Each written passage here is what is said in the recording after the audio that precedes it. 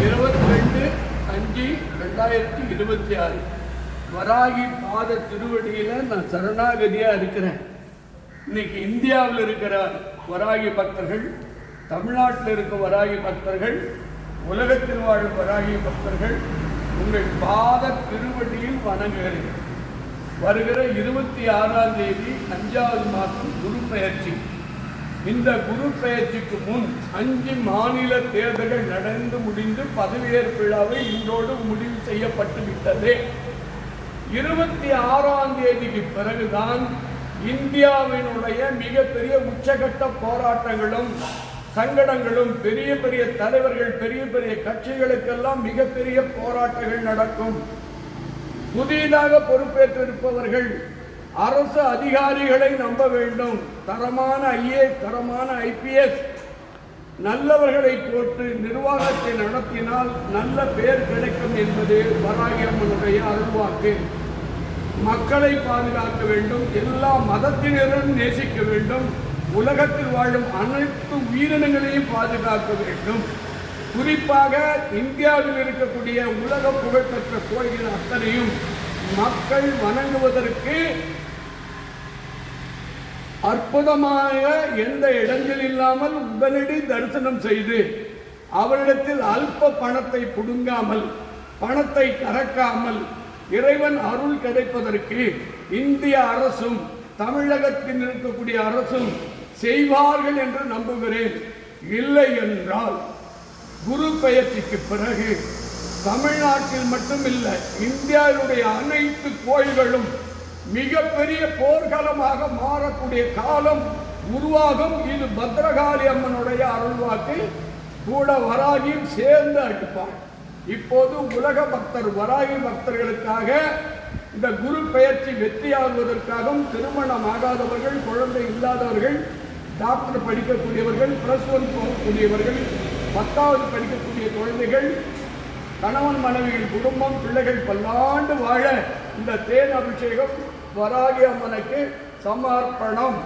எல்லாரையும் காப்பாற்றுமா, நல்லவங்களை காப்பாற்றுமா, சத்தியத்தை ஜெயிக்குமேமா. கோயில் எல்லாம் பணமா போயிடுச்சுமா, அதை தடுமா, அதுக்கு சரியான தண்டனை கொடுமா. மணிக்கணக்கில் 8 மணி நேரம் 10 மணி நேரம் காக்க வச்சு சித்திரவதை நடக்குதுமா. இறைவனை பார்ப்பதற்கு இந்தியாவில் ஏண்டா பிறந்துன்னு இருக்கிறாங்க. ரொம்ப வேதனையா இருக்கு. ஒவ்வொரு ராஜா இருந்தான்னா சுட்டுட்டு போயிடுவான். இது மாதிரி இந்த உலகத்துக்கு இனிமேல் வரவே கூடாதம்மா.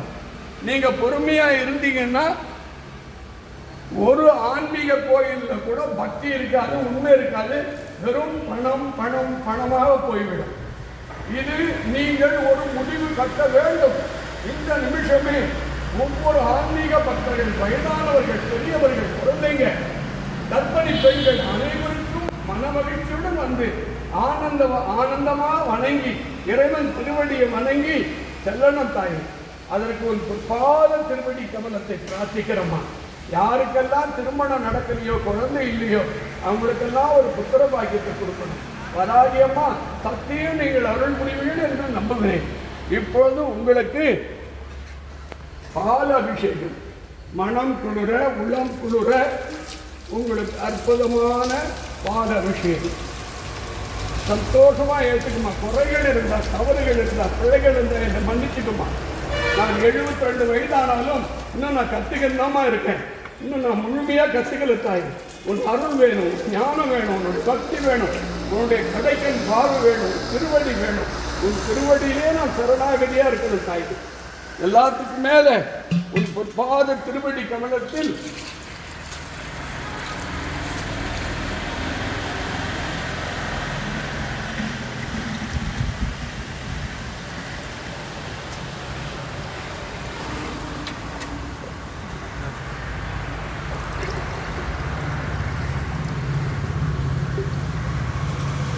அம்மா, இந்த குரு பயிற்சி வராகி பக்தர்களுக்கு எல்லா அருளும் கிடைக்கட்டும்மா. அவங்க பிரார்த்தனை பூரா வெற்றியாகட்டும். இதுதான் என்னுடைய ஜிபே நம்பர். தயவு செய்து வராகி பக்தர்கள் அனைவரும் அபிஷேகம் செய்யுங்கள், அன்னதானம் செய்யுங்கள். வராகி அம்மனுடைய திருவடியில் குடும்பத்தோடு சரணாகதியாருங்கள். வேலை கிடைக்காதவர்கள், கண் திருஷ்டி உள்ளவர்கள், தீய சக்தி உள்ளவர்கள், கடன் தொல்லை, கோர்ட்டு கேஸ் வழக்கு அனைத்து நிவர்த்தியாக வராகி அம்மன் உங்களுக்கு துணையாக இருப்பாள் என்பது அம்மன் அருள்வார்.